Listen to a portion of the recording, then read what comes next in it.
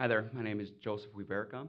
I'd like to thank you for inviting me to this debate and thank everyone that came out to watch.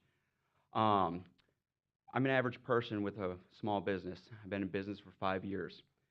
I have 5 children. I'm a board member for an organization that brings awareness for U.S. veterans' suicides here in Minnesota. I see a problem with where our politics are going. Whether it's on the left or on the right, they're failing to come into the middle and agree. And I really believe that we need another option, another voice. I represent the Libertarian Party, and that's why I'm here today, is to give people more than two options. Part of what I would like to do is create incentives for job growth through reducing taxes and regulations on businesses, and also stop any irresponsible and overused spending that's happening in the government so that we can keep a little bit more money in our own pockets. Also as well, I want to help by increasing our personal freedoms and liberties by making sure that parts of our lives are not being regulated that has no need to be regulated. Thank you. Right, so we're here because we have a big election coming up, and currently under Minnesota law, when individuals are convicted of a felony, they do not have the right to vote until they've completely finished all correctional control, including parole and probation. I'd like each of the candidates to tell the audience if they see this as problematic or concerning in any way, where they stand on restoring voting rights to individuals who are on parole or probation, and why. Thank you. Joseph Weverka. Yeah, I absolutely believe that restoring voting rights should be essential. People make mistakes. It happens sometimes. You know, some people end up with a bad rap, and a lot of times it happens when they're young. They should have time. They should be able to redeem themselves. If they're good enough to have taxes collected from them, they should be good enough to be able to have a say in what happens in their government.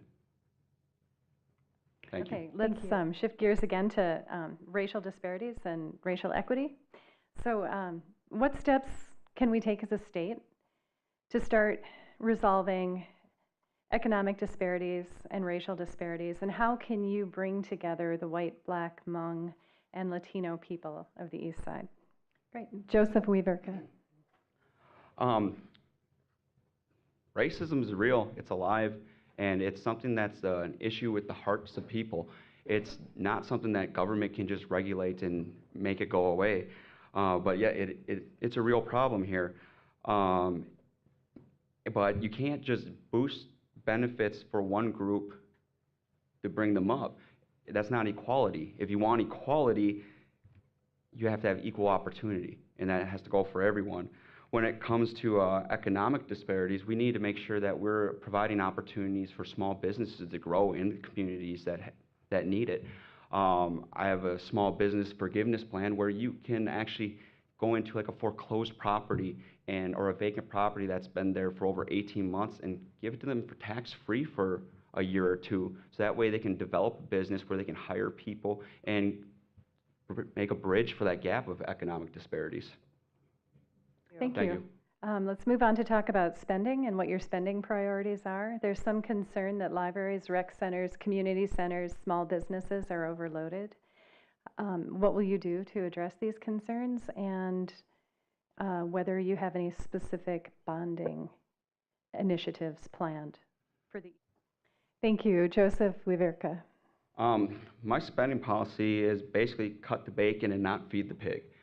The more you feed the pig, the greedier it gets, and that's exactly what's happening in our state legislature. We just ended up with a $900 million surplus, and the first thing that came around said, how can we tax the people more? Can we tax their tabs? Can we tax the gas? The spending never gets to be enough. So unless we start finding the stuff that we can cut out and show that we do not need to tax more, and we just need to spend less. Thank you. Please talk about what you will do at the legislature to improve transit across the East Side, including but not limited to the Gateway Corridor BRT line. And we'll start. Joseph Weverka. I oppose it. I think it interferes with small businesses and their development. I've seen it when they did it all on university. You know, businesses weren't able to bring in the clientele. Our businesses play a vital role in our economy, and we need to be able to make sure we're not interfering with that, so I can't be in favor of that. in some other states, the legalization of cannabis has resulted in tax revenue. Given that, two-part question really, do you support the legalization of cannabis in the state? And to what extent is increased tax revenue an important consideration? Thank you. Joseph Weverka. He's right, I do disagree with him.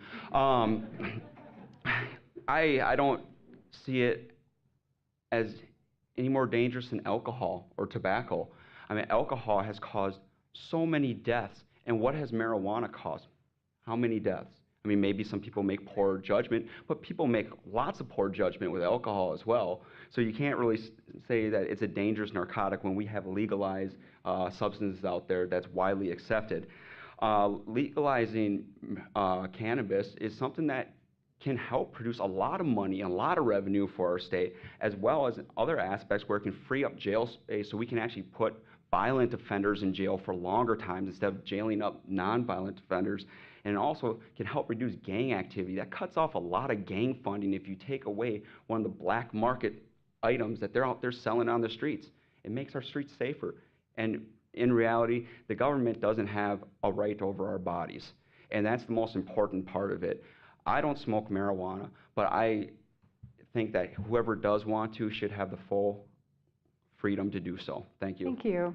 So our country has seen a number of horrific incidents of gun violence in the recent past and throughout our history. So the question is, to what extent are guns a problem in District 67? And if you think they are, what do you propose doing about it? And do you think state gun laws need to be amended? Joseph Weverka. Guns aren't a problem. The people are. We have a Second Amendment right that allows us to carry arms. And it's just point blank period that it's our constitutional right. And as members of the House, as members of the Senate, we have a duty to uphold the Constitution of the United States, not twist it or pervert it or stretch it as thin as we can to make it something it's not. I don't want gun violence on the streets, but it's the criminals that are out there. I mean, creating more laws for legal gun holders isn't doing anything except suppressing the legal gun holders. We need to make sure that we're out there preventing the criminals from shutting down black market areas that are selling guns on the streets. But to create more laws, it only hurts law-abiding citizens. It doesn't hurt nothing to do with criminals. Tim Mahoney. So the state of Minnesota is known for its water resources. We're the state of lakes, but we have a number of concerns regarding our water quality. The question is, what can you do to ensure that employment remains high in the Iron Range while protecting our valuable water resources up north? Joseph Weverka. Well, I think to start, you have to reduce the government regulations. The government's one of the biggest polluters out there. So having them be in charge of making sure that in the Iron Range that there's less pollution is probably not the wisest thing to do. So if we cut down the regulations, then their costs are going to go down significantly, which for everything else will be cheaper. And then that's going to be able to provide more jobs in the industry. Thank you. Thank you. Thank you. So moving on, thinking about college costs have been rising and are out of reach for a lot of individuals. Do you support free community college for graduates of Minnesota high schools? And do you think that this is a feasible option? And what might you do to pursue this? Okay. We'll start with I agree with you. College shouldn't be free. It's a private entity for one, so government shouldn't be funding it. The other part about it is if you want college costs to really go down, you need to quit telling all kids just go to college, go to college. We've said it, every single person in college. What about trade school? And college isn't really meant for every single person out there. There's trades out there as well. And if every single person wasn't so pressured to just get into college, the cost would go down because the supply and demand would be lower. But they have to raise the cost to make so people can get in those seats. And yeah, I mean, basically you just have to you have to encourage other routes of education afterwards. Thank you. Thank you. So names and symbols are important. I think we would all agree. Do you support Minnesota renaming Columbus Day to Indigenous Americans Day?